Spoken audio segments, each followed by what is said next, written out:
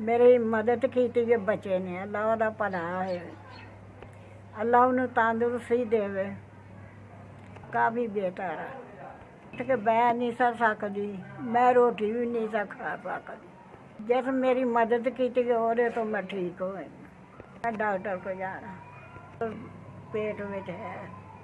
doctor ਨੂੰ ਜਾ ਕੇ check ਕਰਾਉਣਾ ਜਿਹੜੇ ਤੁਸੀਂ ਮੈਨੂੰ ਪੈਸੇ ਦਿੱਤੇ ਸਨ ਉਹ ਮੁੱਕ ਗਏ ਨੇ ਮੈਂ ਖਾ ਚੁੱਕੀ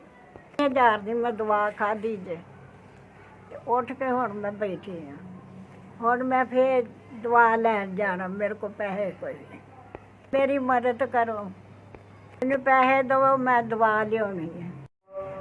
ਅੱਲਾ ਤੁਹਾਨੂੰ ਖੁਸ਼ ਰੱਖੇ ਆਬਾਦ ਰੱਖੇ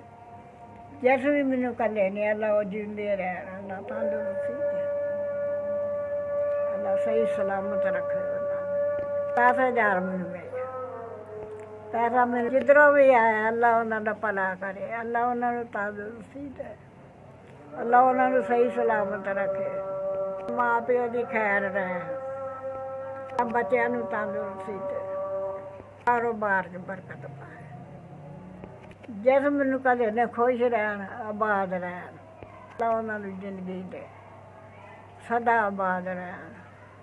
ਦਵਾ ਲਿਆਵਾਂਗੀ ਜਾ ਕੇ ਮੈਂ ਚੈੱਕ ਕਰਾਵਾਂਗੀ